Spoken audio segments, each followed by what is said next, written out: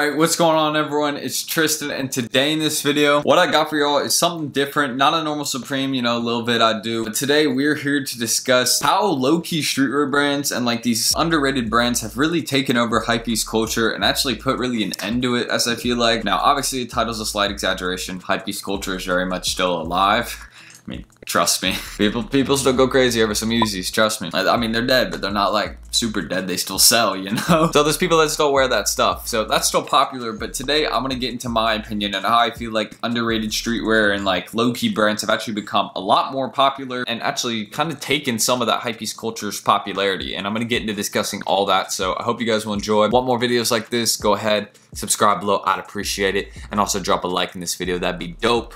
I really don't have too much more to say though, other than I hope you guys will enjoy. And let's get into discussing how low-key streetwear kind of took over hypebeast culture recently. Okay, now I truly feel like hypebeast culture was most alive in the years 2015 through 2017. That was the years where it was most alive by far. And it really started to die in 2018 and 2019, as you can see recently. And now when I say die, it's just not as popular as it was. All right, you gotta admit, like rap music isn't popping like it was in 2016. Hypebeast culture isn't popping like it was in 2015. Same kind of thing, except I'm discussing clothes. So, see my point? Now, I'm gonna keep it real with y'all. I'm gonna keep it real. I feel like more people are now into high fashion and designer brands. Now, high fashion is designer brands really, so I feel like more people are into those brands. LV, Dior, Gucci, Prada. Like those kinds of brands, I feel like a lot more people have gotten into because of rap culture and also just they've got more popular. Even more popular.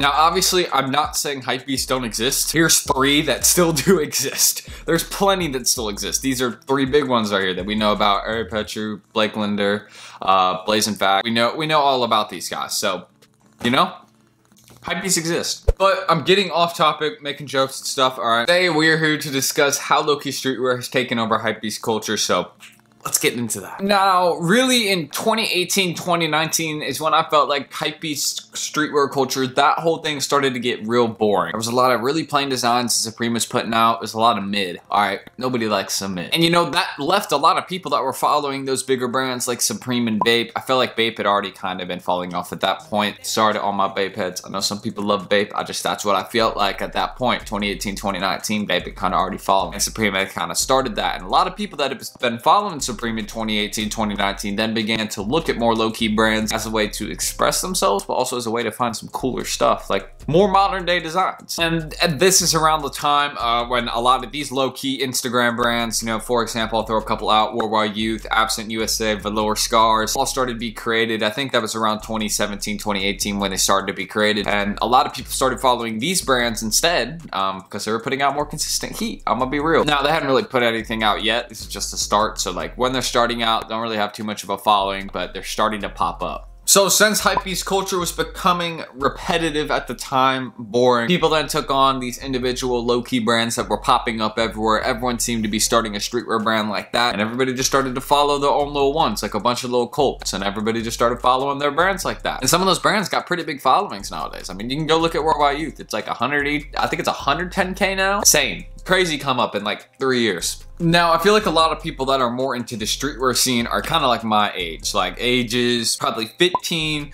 through probably around like 23, 24. You know, that's a big age group right there. 9 years of people that I feel like are really into streetwear culture. And then I feel like older people are more into like higher end streetwear brands, but that's at least what I feel like. Again, there's people of all ages that are into different things. I can't really put a label on it. So basically what these low-key brands have done to actually gain a following is they took a lot of influence on using some pretty unique color schemes. For example, Velourscars, here's the tee. Very unique right there. I love the color schemes in this, kind of like the wash design. Super clean. I know so a lot of brands have done that. I think they do it best, so I personally put them there. That's just a super clean design. So a lot of brands are using really good color schemes. Also, a lot of them have also taken like influence from things that we could relate to in like our childhood. So for example, cartoons like the Rugrats. I knew this one. WWY Youth in their bootleg collection used something with the Rugrats. So I saw that and I thought that was dope. I was like, yeah, a lot of people are gonna mess with that because that's like kind of like, you know, like what we, you know, used to mess with. It's like a throwback. It's a cool concept. And they also take a lot of new styles, and like they don't take them, but they use a lot of new designs and styles that are pretty common and popular,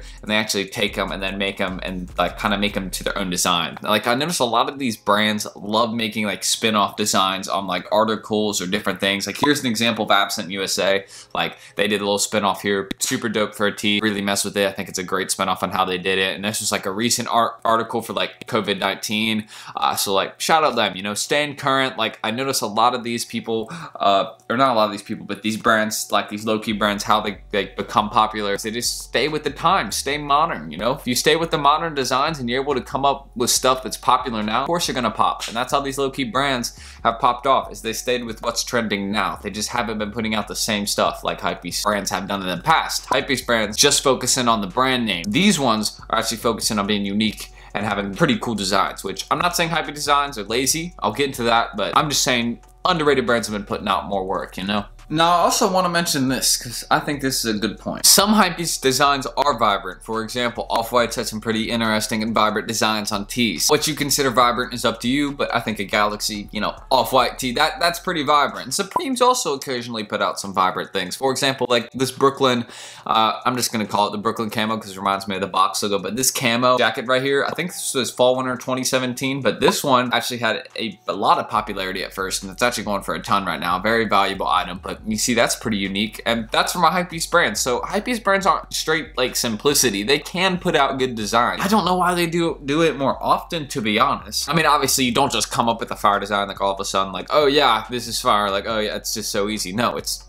not. I'm not gonna give them crap for that, you know. Sometimes you drop bad stuff because you don't, and they drop stuff every week. Think about that. That's different from these low-key brands. These low-key brands drop less often, and that's how they create more hype around these low-key brands too, is that they drop way less often. They drop like once a month or once every like month and a half. And it could be like only a tee or something, like not even big drops, and they just drop pretty rarely just to keep that hype and keep that around the brand, because Supreme drops every week, and sometimes those weeks are lame and you lose hype, but sometimes you put out some good heat, and that's really what gets you up. And this is why HYPEBEAST brands lost popularity, is because they kept putting out a lot of simplistic designs, while these low-key brands were actually continuing to put out designs that actually would allow designers to express themselves and also allow people that buy the pieces to express themselves. Now, streetwear has always been expressive. I'm gonna give my thoughts in a minute. Streetwear has always been expressive though, so I'm not saying that you HYPEBEAST aren't expressing themselves by buying and spending all that money on clothes. Of course they're expressing themselves. They're expressing that they got money to spend. Of course. But I felt like these low-key brands became more as a form of expression, actually did it a lot better by staying with modern designs and like times and just like news. Basically, these designers are giving their opinions and allowing people to express themselves through different ideas and clothing, which I think is really, really cool. So that's why these low-key brands have come up on HYPEBEAST culture. So I'm gonna give my like a little rundown, like some of my thoughts right now. I'm just gonna give you all some closing ones. That's really all my thoughts I have to discuss low-key streetwear brands and how they took over HYPEBEAST culture. So here's some thoughts I got. Now, to conclude, I'm gonna give some thoughts here. Some of my thoughts I just want to say right off the bat is that this time of like HYPEBEAST culture has been super unique. You have to think about this. I don't think streetwear has ever been in a state like this before, where people have been expressing themselves so much in streetwear and people have been making so many different designs, making brands like this. Like, we've never been in a place like this, I feel like, in fashion or streetwear. This is the first time. And I love these low-key brands that are being created. They really are. If you truly think about why you buy clothes and why you buy certain clothes, why you spend more money on clothes, it is an expression, and it is you expressing yourself. So you have to think about it like, okay, am I gonna spend $10 on this plain white Hanes tee, or am I gonna go spend, you know, $500 on that box logo? Now, what makes you go buy that box logo? Think about it. It's all expressive. Streetwear been expressive with HYPEBEAST culture, regular underground streetwear culture. Anything like that, it's always been expressive, and that's kind of just my thoughts I want to give at the end of this video. Streetwear's expressive, hands down. You cannot argue on that ever. Let's roll that outro. That's why HYPEBEAST culture died. Anyways, though, that's all I'm gonna say for this video, really. That's my thoughts. All right, Underground streetwear culture is dope. I love it. I love underrated streetwear brands. I love low-key streetwear brands. Shout out all of them. If you own one, hit me up. I love just, if you got dope stuff and you think it's dope, you can hit me up and I'll definitely be looking into that. I always reply to this stuff I think is dope for sure. Always. But yeah, if you guys want more content like this, feel free to go ahead and subscribe below and also drop a like in this video. I'd appreciate that for real. And you guys can also go check my Instagrams down below too if y'all want to. I don't know why I'm talking so fast. I don't know. It's just, I got a ton of background noise going on, just like with my family. I don't know if they talking loud. I don't know if you can hear it, but probably not, so I'm not too concerned. But that's why I was like talking loud and fast there. But yeah, that's really all I gotta say now, and hopefully you guys enjoyed this video. A little different one, but I love doing these discussion videos. It's something I've done for years and I love doing them. So shout out everybody that's watching this video. I'm Tristan and I'm gonna see y'all in the next vid. Peace.